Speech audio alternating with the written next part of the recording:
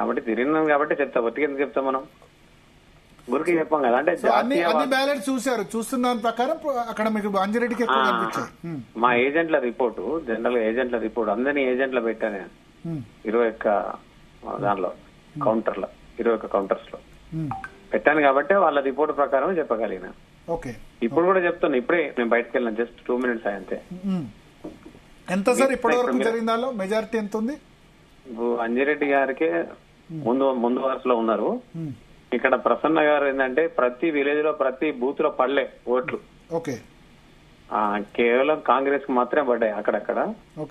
దానికన్నా lead చేసేదంటే BJP ఉంది lead. అంటే దాదాపు ఇద్దరి మధ్యలో చివరి వరకు ఒక 15,000 వరకు ఉంటదని అంచనా. డిఫరెన్స్ 15,000 అంటే బీజేపీ 15,000 లీడింగ్ ఉండొచ్చు first priority. First priority. Okay, third position లోనే ఉంటారా ప్రసన్న హరికృష్ణ? థర్డ్ పొజిషన్ లో ఉంటారు, ఎందుకంటే అంతటా పడలేదు తనకు ఓట్లు. ఓకే, ఆల్ ఓవర్ 271 మండలం 499 బూతులలో రాలే. ఓకే, కాంగ్రెస్ మాత్రమే ఉన్నది. కాంగ్రెస్ అన్ని బూతుల్లో ఉంది, అన్ని బూతుల్లో ఉంది 10, 5, 20. కానీ మెజారిటీ వీళ్ళకి ఎక్కువ ఉంది, బీజేపీకి ఎక్కువ ఉంది. ఏమంటున్నా, బీజేపీకి ఎక్కువ పడ్డది. ఇప్పుడు ప్రతి రౌండ్ లో బీజేపీ పెరుగుతున్నది, నెక్స్ట్ రౌండ్ లో కూడా బీజేపీకి వస్తుంది. ఓకే, ఇప్పటి వరకు అంటే మీరు అక్కడ లోపల నుంచి వచ్చారు, మాకు 4 రౌండ్ల సమాచారం ఉంది. 5,000 అంతే, 4 రౌండ్లు అంతే, 4 రౌండ్లే. 5వ రౌండ్ జరుగుతుంది ఇప్పుడు, 5వ రౌండ్ జరుగుతుంది. ఇంకా 5వ రౌండ్ లో కూడా బీజేపీ లీడ్ ఉంటుంది అక్కడ చూసినప్పుడు. 5వ రౌండ్ కూడా, కానీ ఫస్ట్ రౌండ్ లో ఓన్లీ 36 లీడ్ ఉండే, తర్వాత సడన్ గా లీడ్ బాగా పెరిగింది. ఎట్లా అది? అదే నేను ఏమంటున్నా, అన్ని బూతులల్లా మాక్సిమం పడ్డాయి 499 బూతులలో. అంటే వాళ్ళకి నేను చెప్పిన కదా సార్, అంటే కొన్ని ఆర్గనైజేషన్స్ ఒక 8-9 ఉన్నాయి వాళ్ళకి. తను ఇందాక అంజిరెడ్డి గారు కూడా అంటాను, 14,000 మంది కార్యకర్తలు పనిచేసారట. 14,000 మంది కార్యకర్తలు. అంటే బీజేపీ కార్యకర్తలు అంటే దేశం కోసం, ధర్మం కోసం ఎటువంటి ఆశించకుండా పనిచేస్తారు, డబ్బులు కూడా ఆశించకుండా. అదే 14 అంతే. మిగతా రాజకీయ పార్టీల కార్యకర్తలు అట్లా కాదు, అదే వాళ్ళు ఫ్రీగా బట్టలు అన్ని జరుపుకొని ఒక వారం 10 రోజులు ఇక్కడే ఉన్నారు వాళ్ళు. క్యాంపెయిన్ ప్రతి డోర్ టు డోర్ సర్వే చేసి వెళ్ళారు వాళ్ళు. అంటే విశ్వ హిందూ పరిషత్ కావచ్చు, హిందూ బీజేపీ, ఇంకా స్వయం సేవక్ సంఘ్, అట్లాంటి అన్ని చాలా మంది. వాళ్ళ కొంతమంది చాలా మంది మేధావుల సింపథైజర్స్ ఉంటారు, వాళ్ళు ఏర్పడకుంటేనే వాళ్ళు పనిచేయరు కానీ మౌత్ టు మౌత్ చేస్తారు వాళ్ళు. అట్లా టీపర్స్ అని, టీచర్స్ యూనియన్ టీపర్స్. ఇంకొకటి కూడా ఇక్కడ ఏం జరిగిందంటే, ఇప్పుడు మల్క కొమరయ్య గారు గెలిచారు. అనంతపురం అర్బన్ టీడీపీ కార్యాలయంలో ఎన్టీఆర్ జయంతి వేడుకలు ఘనంగా నిర్వహించారు. ఎన్టీఆర్ విగ్రహానికి ఎమ్మెల్యే అభ్యర్థి దగ్గుపాటి ప్రసాద్ నివాళులర్పించారు. అనంతరం టీడీపీ కార్యకర్తలతో కలిసి గవర్నమెంట్ టీచర్స్ కు, ప్రైవేట్ టీచర్స్ అది బీజేపీ కంప్లీట్ గా ఆయన డోర్ టు డోర్ అంటే ప్రతి ఓటర్ చేరింది అది. సో దాని ఎఫెక్ట్ కూడా, ఆ 5,000 ఎఫెక్ట్ కూడా దీని మీద పడ్డది. టీచర్స్ ఎమ్మెల్సీలో పంచిన డబ్బుల ఎఫెక్ట్ కూడా గ్రాడ్యుయేట్ లో, గ్రాడ్యుయేట్ కి అయితే పంచలేదు, గ్రాడ్యుయేట్ ఓన్లీ కాంగ్రెస్ వంచింది అన్నారు. అంతేగాని ఈ ఎఫెక్ట్ ఏదైతే అన్ని స్కూళ్ళలో తిరిగింది వాళ్ళు. అంటే అనంతపురం అర్బన్ టీడీపీ కార్యాలయంలో ఎన్టీఆర్ జయంతి వేడుకలు ఘనంగా నిర్వహించారు. ఎన్టీఆర్ విగ్రహానికి ఎమ్మెల్యే అభ్యర్థి దగ్గుపాటి ప్రసాద్ నివాళులర్పించారు. అనంతరం టీడీపీ కార్యకర్తలతో కలిసి, కాబట్టి ఆ డబ్బు, ఆ పంపకం ఏదైతుందో 2 బీజేపీకి వెళ్ళిపోయినాయి. అంటే ఆటోమేటిక్ గా ప్రతి స్కూల్ తిరిగినట్టే కదా మీకు. ప్రతి స్కూల్లో 4-5 ప్లస్ అక్కడ ఉన్న అసోసియేషన్స్ కూడా కొంత అమౌంట్ చెందింది. అది ఆల్ అసోసియేషన్స్, అది ప్రైవేటా గవర్నమెంటా, అది టీచర్స్ ఎమ్మెల్సీ ఏదైతే ఉందో కొమరయ్య గారిది, ఆ ఎఫెక్ట్ కూడా ఈ బీజేపీకి ఓటు పడ్డది. కాబట్టి అక్కడ వంగమహేందర్ రెడ్డి గారు 3,000 ఇచ్చినా అది వేయింది, అది 2వ ఓటు వేసారు. 2వ ఓటు పోకుంటేనే ఫస్ట్ ఓట్లే గెలిచేశారు మల్క కొమరయ్య గారు. అంటే మల్క కొమరయ్య గారికి వచ్చిన ఓటు ప్రతిదీ కూడా 5,000 ఓటు. అది ఆ 5,000 ఓటు ఇప్పుడు దీని మీద పడ్డది ఎఫెక్ట్, గ్రాడ్యుయేషన్ మీద. అక్కడ ఓట్లు 25,000 కదా, ఈ ఓట్లు 2,50,000. అంటే ఒక టీచర్ ఎప్పుడు కూడా ఏం చేస్తారంటే వేసేటప్పుడు 5,000 తీసుకున్న చెప్పడు కానీ ఒక 5-6 ఓట్లు మలుస్తాడు, టర్న్ చేస్తాడు, మోటివేట్ చేస్తాడు. ఇప్పుడు 25,000 ఓట్లు ఈ వచ్చిన 17 మనిషికి ఆయన 4 ఓట్లు వేసినా 60,000 పడ్డట్టే కదా సార్. టీచర్ అట్టుకుంటాడు అంటే 2 ఛాన్సెస్ ఉన్నాయి. ఇప్పుడు టీచర్ ఒకటి ఉండే, అటు గ్రాడ్యుయేషన్ ఒకటి ఉండే. తను 5,000 తీసుకుని 2 రోజుల ముందే తీసుకున్నాడు కాబట్టి నేను 5,000 తీసుకున్నాను ఎందుకు చెప్తాడు, నాకు ఎందుకు ఇచ్చినా చెప్తాడు. చెప్పక ఏం చేస్తాడు, నేను గిటే ఎత్తున్నా అంతా బీజేపీకి వస్తుంది, మీరు కూడా ఇటేయండి అంటాడు. మౌత్ టు మౌత్ తీసుకొస్తాడు. అంటే టీచింగ్ ఫీల్డ్ అట్లుంటది కదా. Okay okay. సో ఇప్పుడు కానీ కౌంటింగ్ ఇప్పుడు మనకు ఆంధ్రప్రదేశ్ లో చూస్తే ఈస్ట్ వెస్ట్ గోదావరి, కృష్ణా, గుంటూరు చాలా తొందరగా కంప్లీట్ అయిపోయింది. వాళ్ళు ఈ చెల్ల నోట్లు ఒకసారి లెక్క కాకుండా డైరెక్ట్ గా రౌండ్ల వారీగా ప్రతిదీ కౌంట్ చేసుకుంటూ పోయారు. అభ్యర్థులు ఎంత, చెల్ల నోట్లు ఎంత, అట్లా కాకుండా ఇట్లా చేయడం వల్ల 3-4 రోజులు కౌంటింగ్ చేయడం కరెక్ట్ కాదేమో. ఇంకా పాలసీ వీళ్ళు ఇక్కడ అట్లా పెట్టుకున్నారు ఆరో, అదే అందుకే అది ఆంధ్రప్రదేశ్, తెలంగాణ కదా. ఇప్పుడు రాష్ట్రం వేరే కదా, అందుకే అది ఆంధ్రప్రదేశ్ అడ్వాన్స్ ఉన్నది 40 ఏళ్ళకి. ఇప్పుడు బ్రిటిష్ వాళ్ళు అప్పుడు అందుకే వాళ్ళు ముందు చదువుకున్నారు. మన వెనక తెలంగాణ కావట్లేదు ఎందుకు కొట్లాడినాం, బట్ వెనుకబడతానికి కోసం కదా. తెలంగాణ ఇప్పుడు డెవలప్ అయింది కదా 2014 తర్వాత అన్ని రంగాల్లో తలసరి ఆదాయంలో నెంబర్ 1. ఇప్పుడు 5,000 తీసుకొని ఓటేసినప్పుడు చదువు చెప్పేటోడు ఇంకా చదువు ఎక్కడ చెప్తారండి? 5,000 తీసుకొని దురదృష్టకరం అంటే టీచర్లు. అనంతపురం అర్బన్ టీడీపీ కార్యాలయంలో ఎన్టీఆర్ జయంతి వేడుకలు ఘనంగా నిర్వహించారు. ఎన్టీఆర్ విగ్రహానికి ఎమ్మెల్యే అభ్యర్థి దగ్గుపాటి ప్రసాద్ నివాళులు అర్పించారు. అనంతరం టీడీపీ కార్యకర్తలతో కలిసి టీచర్స్, గ్రాడ్యుయేట్స్ కు మాత్రమే ఇచ్చారు అవకాశం. ప్రభుత్వ టీచర్లకు ₹1,00,000, ₹1,50,000 జీతం ఉన్నది. వాళ్ళు 5,000 తీసుకుని ఓటేసిండ్రు. దాని అర్థమైంది. దాని అర్థమైంది ఓటును మనం ఎవరికి అమ్ముకుంటున్నాం, ఎవరికి గ్రాడ్యుయేషన్ అంటే జనరల్ గా మనకు నెల గవర్నమెంట్ జీతం ఇస్తుంది కదా. అవును. మరి ఆ జీతం యొక్క లెక్క ఏంటి అంటే వాళ్ళు ఏమంటారంటే ఇప్పుడు అందరు తీసుకుంటారు కదా ఓటుకు డబ్బు, మేము టీచర్లు మాత్రం తీసుకుంటే తప్పేందని అంటున్నారు. ఇప్పుడు 40,000 కోట్ల పెండింగ్ ఉందండి. రిటైర్మెంట్ ఉద్యోగులు రిటైర్ అయితే వాళ్ళ పెన్షన్ వస్తుంది కానీ బెనిఫిట్స్ రావట్లే. 40,000 కోట్ల పెండింగ్ ఉంది. ఇలా ఫీ రీఎంబర్స్మెంట్ 8,000 కోట్ల పెండింగ్ ఉంది. మా బెస్ట్ అవైలబుల్ స్కూల్స్ ముఖ్యంగా ఎస్సీ ఎస్టీలు ఉంటారు, వాళ్ళ ఒక 250 కోట్ల పెండింగ్ ఉంది. హరిజన గిరిజన విద్యార్థులకు చదువు చెప్తాం ఒక 150 స్కూల్. అది ఇవన్నీ ఎవరు అడగాలి? అది విద్యకు సంబంధించిందే కదా. విద్యకు సంబంధించిన దాంట్లోనే అడగలేకపోతున్నాం అంటే మనం ఓటుకు పైసలు తీసుకుంటున్నాం కాబట్టి నోటుకు ఓటు కాబట్టి మనం అడగలేకపోతున్నాం. అంటే టీచర్స్ ఆర్గ్యుమెంట్ ఏంటంటే రెవెన్యూ డిపార్ట్మెంట్ ఉంది, వేరే డిపార్ట్మెంట్ లో చాలా కరప్షన్ ఉంది. గవర్నమెంట్ ప్రభుత్వ ఉద్యోగులు కరప్షన్ కి అవకాశం లేని ఏకైక డిపార్ట్మెంట్ టీచర్స్ డిపార్ట్మెంట్. అయినా ప్రతిసారి టీచర్లు ఎందుకు తిరుగుతారని వాళ్ళు అంటారు. మీరు ఉత్తములే కదా, మీరు సమాజ నిర్మాతలు కాబట్టి. రెవెన్యూ గానీ, ఇరిగేషన్ గానీ, ఇంకా చాలా డిపార్ట్మెంట్స్ ఉన్నాయి. రిజిస్ట్రేషన్, ట్రాన్స్పోర్ట్, ఇవన్నీ డిపార్ట్మెంట్స్ ఉన్నాయి కదా. వాటిలో జీతంతో పాటు గీతం కూడా వస్తుంది. మాకు ఎటువంటిది రాదు, అయినా మా టీచర్లు ఎందుకు బ్లేమ్ చేస్తారని అంటున్నారు వాళ్ళు. ఈ ఓటుకు నోటు తీసుకున్నాం అంటే బ్లేమ్ అవుతున్నారు. ఇది తీసుకోకుండా ఇంకా స్వచ్ఛత ఉంటది కదా. ఓకే. ఇప్పుడు మనం స్వచ్ఛత అని అంటున్నాము, మనము సమాజ నిర్మాతలు అంటున్నాం, మనం దేశానికి దిశా నిర్దేశం ఇస్తా ఉంటున్నాం. మనకు అంటే జనరల్ కూడా డాక్టర్ ను, ఇంజనీర్ ను, ఈవెన్ ఇలా జర్నలిస్ట్ ను, ఇలా ఒక కార్మికుని ప్రతి ఒక్కటి తయారు చేసే ఎవరు టీచరే కదా. ఆ టీచర్ దగ్గరనే కాన్సెప్ట్ లేకుండా ఒక కాంక్రీట్ ఉండపోతే దేశ వ్యవస్థ ఏమైతుంది? దేశ వ్యవస్థ ఖరాబ్ అయ్యేది కదా ఓటుతోనే కదా. అంటే వాళ్ళు ఏమంటారంటే వాళ్ళు ఇస్తుండగా మేము తీసుకుంటే తప్పేంది, మేము ఓటు తప్పు చేయొద్దనే కదా. వాళ్ళని తప్పన్నప్పుడు మనం తప్పు చేయొద్దు కదా. ఇంకా మనం వాళ్ళు అంటున్నాం కదా, అయితే టీచర్ గా నేను తప్పు చేస్తాను ఇచ్చేందుకు రెడీ ఉండగా తీసుకుంటే తప్పేంది. మేము వాళ్ళకి ఓటు వేసామా లేదో వేరే సంగతి, కానీ వాళ్ళు ఇస్తుండే ఎవరు ఇవ్వకుండా అయిపోద్ది కదా. ఇచ్చే వాళ్ళు ఉండగా తీసుకుంటే తప్పేంది. ఇప్పుడు వాడు మనని కొడతానస్తాడు, మనం తనలో పడతామా? ఇప్పుడు వాళ్ళు కొడతా, ఇప్పుడు డబ్బుతో అన్ని కొనలేం కదా. అవునా కదా? డబ్బును వాడు ఇస్తా అన్నాడు, కరెక్టే, ఓకే. తను ఇస్తా అన్నాడు, తీసుకొని తప్పేంది అని అంటారు. వాళ్ళు నిజంగానే రేపు చంపుతా అంటాడు, కొడతా అంటాడు, నరుకుతా అంటాడు, మనం అయిపోయి ఎదురుకైతే పోలేం కదా. సో గ్రాడ్యుయేట్ టీచర్ ఎమ్మెల్సీ కూడా కార్పొరేటీకరణ జరగడం అన్నది మంచిది కాదు సిస్టమ్ కంటే. ఇప్పుడు ముఖ్యంగా జనరల్ కూడా కార్పొరేట్ వ్యక్తులు ఇద్దరు వస్తున్నారు. ఇప్పుడు ఆల్రెడీ కార్పొరేట్ వ్యక్తి గెలిచిండ్రు. ఇప్పుడు అది ప్రైవేట్ పాఠశాలకు సంబంధించిన వ్యక్తే. ఇప్పుడు ఎందులో వచ్చేది కూడా అయితే ఇండస్ట్రియల్ అయితే ప్రైవేట్ పాఠశాల, అంటే రెండు కూడా కార్పొరేట్ సంస్థలే కదా. రేపు వీళ్ళు మనకు పనులు ఏం చేస్తారు అనేది ఆలోచన చేయాలి. ఓటరు ఎవరు టీచరే గానీ గ్రాడ్యుయేటే గానీ వెళ్తే మనకు దొరుకుతారా అనేది అంశం కదా మనం పరిశీలన చేసేది. రేపు మనం పోయి చేతులు కట్టుకొని నిల్చున్నాడే కదా. ఒక సాధారణమైన వ్యక్తి వెళ్తే చేతులు కట్టుకొని నిల్చున్నాడే కదా. పొద్దున 6 గంటలకు టిఫిన్ టైం, టీ టైం పోతే మధ్యాహ్నం లంచ్ టైం కూడా దొరకరు. వీళ్ళ అంటే కింది స్థాయిలో, క్షేత్ర స్థాయిలో ఉన్న నిరుద్యోగుల గురించి గానీ, ఉద్యోగుల అవస్థలు గానీ, పెన్షనర్స్ అవస్థలు గానీ, ముఖ్యంగా ప్రైవేట్ ఉద్యోగుల అవస్థలు గానీ ఏం తెలుస్తుంది వాళ్ళకు? ఇలా నేనే ఒక ప్రైవేట్ ఉద్యోగి, అది ఎవరైతే మా దగ్గర వర్క్ చేసిండ్రో మా స్కూల్స్ అన్ని ట్రాన్స్మా స్కూల్స్ అని నేను అనుకున్నా.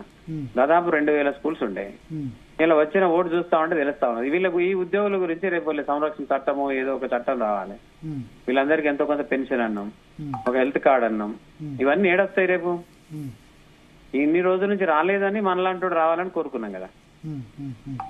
అంటే నేను అనేది పార్టీ వాదం కావచ్చు, అంటే జాతీయ పార్టీలు అంటే కాంగ్రెస్ ఇది బీజేపీ అనుకున్నారు కావచ్చు, కానీ పనిచేసేటోడు మన గురించి కొట్లాడేటోడు వ్యక్తి ఉండాలనేది కనీసం మన డిమాండ్ అన్న చూపించాలి కదా. అట్లీస్ట్ మన డిమాండ్ అన్న ఓటు ద్వారా మన డిమాండ్ అన్న చూపించాలి కదా ప్రభుత్వాలకు తెలియడం కోసం. సో వీళ్ళకి అంటే ఈ విధంగా ఓటేయడం ద్వారా కార్పొరేటీకరణ ఇక్కడ కూడా జరిగిపోద్ది. ఇప్పుడు సీఎం గారు ఏమన్నారంటే ఒక 2-3 months బ్యాక్ కార్పొరేట్ వ్యవస్థకు నేను దూరము, గత ప్రభుత్వం కార్పొరేట్ వ్యవస్థకు వాళ్ళ దగ్గర తీసి దాన్ని పెంచి పోషించింది అన్నారు. మరి అదే కార్పొరేట్ వ్యవస్థకు ఇలా టికెట్ ఇచ్చారు. ఇలా బీజేపీ కూడా గదే కార్పొరేట్ వ్యవస్థకు టికెట్ ఇచ్చారు. అంటే ఏమున్నది కేంద్ర రాష్ట్ర ప్రభుత్వాల యొక్క ఆలోచన ఏంటి? డబ్బు ఉన్నదే రాజ్యము, డబ్బు ఉంటేనే రాజకీయం, డబ్బు ఉంటేనే మళ్ళీ తన ఆలోచన కూడా వాళ్ళ పై ఆలోచన ఇక టికెట్ ఆలోచన సేమ్ ఉంటది. వీళ్ళు డబ్బు సంపాదిస్తారు, తను డబ్బు సంపాదిస్తాడు. డబ్బు గురించి ఈ యొక్క రాజకీయ నాయకులు తిరుగుతారు. అంటే మీరు ఇప్పుడు టీచర్ ఎమ్మెల్సీలో డబ్బులు దాన్ని తప్పు పెడుతున్నారా? దీనిలో గ్రాడ్యుయేట్ లో గ్రాడ్యుయేట్ లో కొంచెం అంటే దీనిలో ఆలోచిస్తే నిరుద్యోగులు చాలా మంది ఉంటారు, ఉద్యోగాలు లేని వాళ్ళు. నిరుద్యోగులకు ఎక్కడ మీకు వాళ్ళ గురించి కొట్లాడితే ఎక్కడ కొట్లాడతారండి? కనబడడం కూడా కనబడరు. పోతే మళ్ళీ ఆయన లాఠీ చార్జ్ చేసి పంపిస్తారు. వాళ్ళని ధర్నా చేసినా లేకపోతే ఇంటి ముంగటికి అయినా పోలీసులను పిలుస్తారు, కొట్టిస్తారు, పంపిస్తారు. వీళ్ళ వాదన ఎవరు వింటారు? వీళ్ళ వాదన విని ఇప్పుడు ఇన్ని రోజులు నాయకులు లేడనే కదా ఈ ఎమ్మెల్సీ ఎన్నికల్లో మేము తిరిగింది. స్వతంత్ర అభ్యర్థిగా వెళ్ళింది ఎందుకు? పార్టీల మీద కాన్ఫిడెన్స్ లేకనే కదా. ఇప్పుడు పార్టీ పైన ఏముంటది అంటే సార్ చీఫ్ ఉంటాడు. ఫర్ ఎగ్జాంపుల్ దీనిపైన ఒక రాష్ట్ర అధ్యక్షులు ఉంటారు, దాని మంత్రులు ఉంటారు. వాళ్ళు వీళ్ళని ఆయన మాట్లాడకు అనేది ఒప్పుతారు. అవసరమైతే మళ్ళీ ఆయన మాట్లాడిండు అనుకోండి, నిన్న తీర్మానాలను మాట్లాడితే సస్పెండ్ చేసేసారు. సరే అది మంచి మాట్లాడిండా చెడు మాట్లాడిండా అది కాదు. తనను పిలిచి ఒక షోకాజ్ నోటీస్ ఇచ్చి మరి నువ్వు ఇట్లా మాట్లాడకని చెప్తారు. అంటే కారణం ఏంటంటే ఓ ఎమ్మెల్సీకి పవర్ ఉండదు. ఏదైనా మాట్లాడిండు అనుకోని వెంబడే ఆ చీఫ్ ఏం చేస్తాడు? సస్పెండ్ చేస్తాడా లేకపోతే ఏదైనా కంట్రోల్ చేస్తా ఉంటది. కానీ కాబట్టి వాళ్ళ పాలసీ ప్రకారమే మాట్లాడాలి. గ్రాడ్యుయేట్లు టీచర్లు అంటే నేను చెప్తాను, నేనేం సమర్థించట్లేదు గ్రాడ్యుయేట్లు టీచర్లు. వాళ్ళ ఆర్గ్యుమెంట్ ఏంటంటే మామూలు ఎలక్షన్ లో, ఎమ్మెల్యే ఎలక్షన్ లో, ఎంపీ ఎలక్షన్ లో కూడా డబ్బులు అందరు తీసుకుంటున్నారు కదా. ఓన్లీ గ్రాడ్యుయేట్ టీచర్ వచ్చేసరికి ఎందుకు తప్పు పెడుతున్నారు? ప్రతి ఎలక్షన్ డబ్బుమయమైంది కదా, దీనిలో మాత్రం తీసుకుంటే ఏంటి ప్రాబ్లం అని జరుగుతుంది చర్చ. ఇప్పుడు నేనేమో అదే డబ్బు అనేది తప్పు అంటున్నా. అది జనరల్ ఎలక్షన్ గానీ, ఎమ్మెల్సీ గానీ, రేపు సర్పంచ్ ఎలక్షన్స్ ఉంటాయి, రేపు ఎంపీటీస్ ఉన్నాయి, జడ్పీటీస్ ఉండొచ్చు, రేపు మున్సిపల్ ఉండొచ్చు. ఏ ఎలక్షన్ అయినా డబ్బుమయమైంది. డబ్బు ఉంటేనే ఎలక్షన్, డబ్బు ఉంటేనే గెలుపు, డబ్బు ఉంటేనే మూమెంట్. డబ్బు లేకుంటే ఏది లేదు. మీలాంటి ఫైటర్స్ డబ్బు లేని వాళ్ళు ఈ ఎలక్షన్ లో పోటీ చేయడం కష్టం. ఇంకా ఇక అసలు రాకూడదు. వచ్చి రిగ్రెట్ ఫీల్ అవుతున్నారా నాలాంటి వాళ్ళు దీనికి రాకూడదని? నేను అట్లేం కావట్లే. ఎన్నడో అన్నాడు దీనికి స్వస్తి చెప్పాలి, ఎన్నడో అన్నాడు దీనికి తెలియజేయాలని ట్రై చేస్తున్నా. నేను ఎందుకు రాకూడదు నేను అనుకోను. అట్లా ఎందుకు అనుకున్నానంటే మనము ఎన్నడో ఏదో ఒక రోజు డబ్బు కల్చర్ పోతుంది, పోతేనే బతుకుతారు కదా. వాళ్ళు వర్క్ మైండ్ ఉన్నాడు, సర్వీస్ మైండ్ ఉన్నాడు రావాలి. ఆస్తులు సంపాదించుకున్నాడు, ఆస్తులు కాపాడుకున్నాడు అనేటిది కొన్ని రోజుల తర్వాత తిరగబడతారు జనం. 100% తిరగబడతారు. దాని కొరకే నేను ఎదురు చూస్తున్నా. నా సంకల్పం ఏంటంటే ఎడ్యుకేట్ చేద్దామని. డబ్బే ప్రధానమైన అంశం కాదు, డబ్బు వల్లనే మన గెలుపు కాదు, డబ్బుతోనే మన ఒక జీవితం కాదు, డబ్బుతోనే రాజకీయం నడవాలని ఉండకూడదు అనేది ఆలోచన అది. ఎందుకంటే చాలా మంది ఇలా ఇప్పుడు చాలా రకాల క్షేత్రస్థాయిలో ఇప్పుడు యూత్ వస్తా ఉన్నారు. మరి వాళ్ళ దగ్గర డబ్బు అక్రమంగా సంపాదించిన దగ్గర డబ్బు ఉంటది. అక్రమంగా సంపాదించిన ఇతరులను ముంచిన వాళ్ళ దగ్గర భూములు, అనేక రకాలుగా ఇబ్బంది పెట్టిన వాళ్ళ దగ్గర డబ్బు ఉంటది. అలాంటి వాళ్ళు కొద్ది మంది మాత్రమే ఉంటారు కదా. వాళ్ళ దగ్గర రాజకీయం ఎందుకు ఉండాలి? నాలాంటి వాళ్ళ దగ్గర, నాకన్నా తక్కువ వాళ్ళ దగ్గర కూడా ఇంకా నేను అంత కొంత ఖర్చు పెట్టి. ఈసారి బాగా చర్చ జరిగింది గ్రాడ్యుయేట్ ఎన్నికల్లో డబ్బు ప్లస్ టీచర్స్ దానిలో కూడా. ఈసారి ఫస్ట్ టైం టీచర్స్ లో కూడా వచ్చింది, ఇంతకుముందు లేదు. ఇప్పుడు ఈ ఇద్దరు ఎవరు గెలిచినా, అలా బీజేపీ అంజిరెడ్డి గారు గెలిచినా, అంజిరెడ్డి కార్పొరేట్ కాదేమో కదా. ఇండస్ట్రియలిస్ట్, గ్రేట్ ఇండస్ట్రీ కొన్ని వేల కోట్లకు ఉంటాడు. ఓకే. ఇదే బీజేపీ ఇచ్చింది వేల కోట్లకి ఇద్దరికి, టీచర్ ఎమ్మెల్సీ కానీ అక్కడ గ్రాడ్యుయేట్ ఎమ్మెల్సీ రెండు ఇచ్చినా రెండు కూడా పార్టీలో తిరిగిన కాకుండా. ప్రసన్న హరికృష్ణ ఒక సామాన్య వ్యక్తికి కూడా ప్రజలు ఓటు వేశారు కదా ఈ స్థాయిలో. తను సామాన్యమైన ఎందుకే, తన వెనుక మంచి కోటరీ ఉన్నది, తను కూడా డబ్బు ఖర్చు పెట్టిండు. మొన్ననే చెప్పిన మీకు. డబ్బు ఇవ్వలేదు ప్రసన్న హరికృష్ణ, ఏమి ఇవ్వలేదు. అది తను డబ్బు ఏం పంచలే కానీ అక్కడక్కడ లీడ్ చేసే వాళ్ళను మేనేజ్ చేసుకున్నాడు. ఎక్కడెక్కడైతే లీడ్ చేసే వాళ్ళను ఈవెన్ బీఆర్ఎస్ సపోర్ట్ కూడా ఇచ్చింది కదా. ఓకే, బీఆర్ఎస్ సపోర్ట్ ఇచ్చింది, బీఆర్ఎస్ కూడా కొంత మనీ కూడా ఇచ్చింది. బీఆర్ఎస్ డైరెక్ట్ గా సపోర్ట్ ఇస్తే వేరే విధంగా ఉంటుండేనా? ఇప్పుడు ఆయన దగ్గర ఉన్న పోలింగ్ ఏజెంట్స్ గానీ, తన దగ్గర కింద పనిచేస్తారు అంతా కూడా బూత్ ఏజెంట్స్ కూడా బీఆర్ఎస్ కార్యకర్తలే. ఓకే, బీఆర్ఎస్ కు సంబంధించిన కార్యకర్తలే పోలింగ్ ఏజెంట్స్ ఉన్నారు, బూత్ ఏజెంట్స్ ఉన్నారు, పోలింగ్ కౌంటింగ్ ఏజెంట్స్ ఉన్నారు. ఆయన చుట్టూ ఉన్న వాళ్ళంతా కూడా బీఆర్ఎస్ వాళ్ళే. కాబట్టి అవుట్ రైట్ గా బీఆర్ఎస్ సపోర్ట్ అన్నట్టే కదా. బీఆర్ఎస్ ఇప్పుడు ఇది బీసీ నినాదం ఇవన్నీ ఉన్నాయి కదా. బీఎస్పీ మళ్ళా బీఎస్పీ కూడా కార్యకర్తలు పనిచేసినట్టు కదా. మూడు రకాలనే ప్లస్ ఆయన ఓవరాల్ గా ఈ ఎలక్షన్ ద్వారా ఒక పాఠం నేర్చుకుంది తెలంగాణ సమాజం అంటారు. టీచర్ ఎన్నికలు ఏ విధంగా జరుగుతున్నాయి, టీచర్ గ్రాడ్యుయేట్ గానీ అని జరుగుతున్నాయని చెప్పొచ్చు. డబ్బుకు సంబంధించి ప్రభావం చాలా ఉందని. హలో హలో వినపడతలేదు శేఖర్రావు గారు, వినబడుతుందా? హలో వినబడుతుందా శేఖర్రావు గారు? హలో మళ్ళొకసారి తీసుకుందాం. పీసీఆర్ మళ్ళీ ఫోన్ లైన్ కలపండి. ఇప్పుడు వినబడుతుందా? ఇప్పుడు వినబడుతుందా శేఖర్రావు గారు? హలో శేఖర్రావు గారు వినబడుతుందా? వినబడతలేదు, క్లియర్ లేదు మీది. క్లియర్ లేదా? మళ్ళొకసారి లైన్ కలపండి. సో మొత్తానికి ఆయన ఆవేదన వ్యక్తం చేస్తున్నారు ఆయనకు సంబంధించి. ఎందుకంటే టీచర్ గానీ గ్రాడ్యుయేట్ ఎమ్మెల్సీలో చాలా పెద్ద ఎత్తున డబ్బు చేతులు మారింది, డబ్బులకు సంబంధించి అని చెప్తున్నారు. సో డిఫరెంట్ ఒపీనియన్స్ ఉన్నాయి దీనిలో.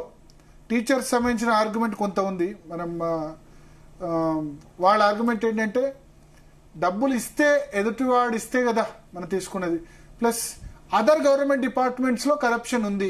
రెవెన్యూ గానీ, ఇరిగేషన్ గానీ, ఇంకా ట్రాన్స్పోర్ట్, రిజిస్ట్రేషన్స్.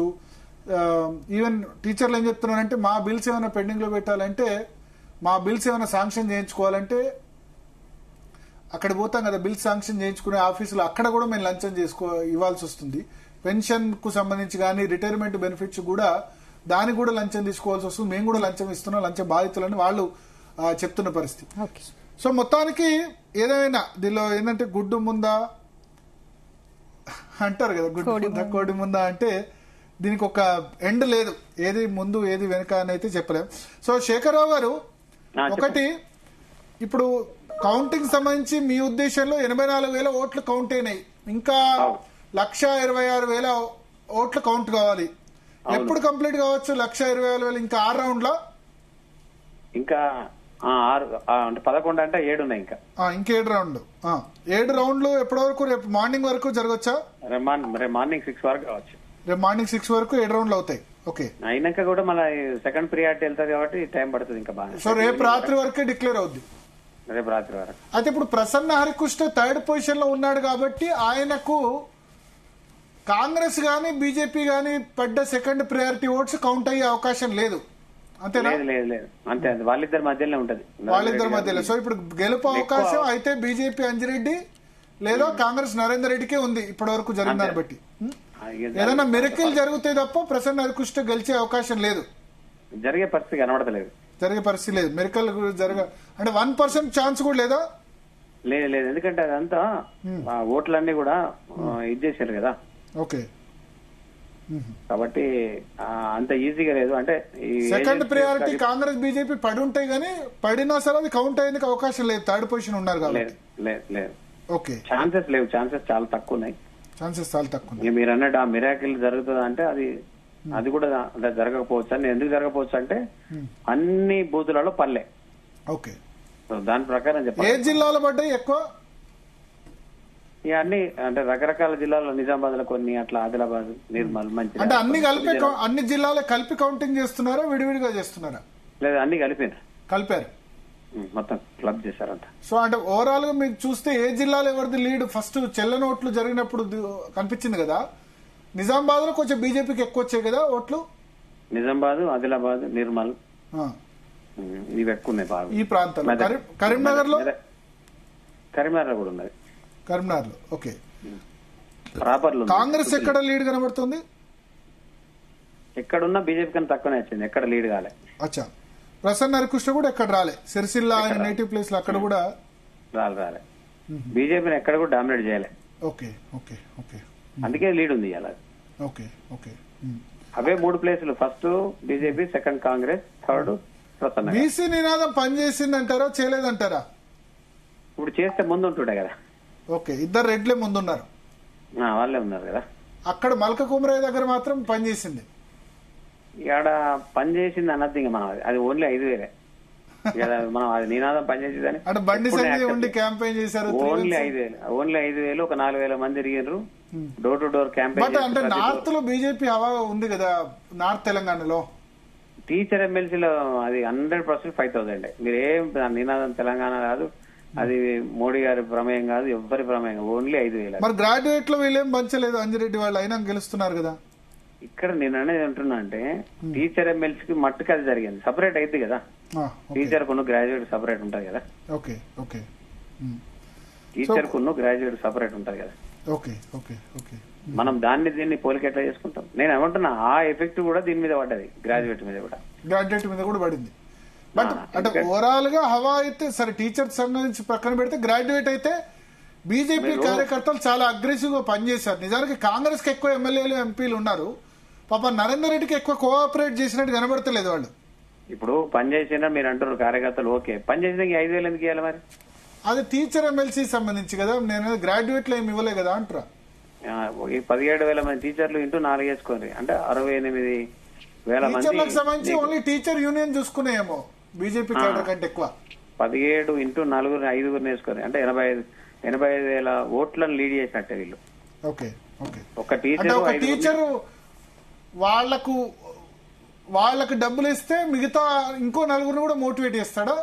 100%. ఇప్పుడు వాళ్ళ ఇంట్లో తండ్రి భార్య కొడుకు బిడ్డ ఉంటారు కదా ప్రతి టీచర్. మీరు కరోనా సమయంలో ఫైట్ చేశారు, మీరు టీచర్ల గురించి, ప్రైవేట్ టీచర్స్ గురించి ఫైట్ చేశారు, వాళ్ళు ఓటే లేదా మీకు?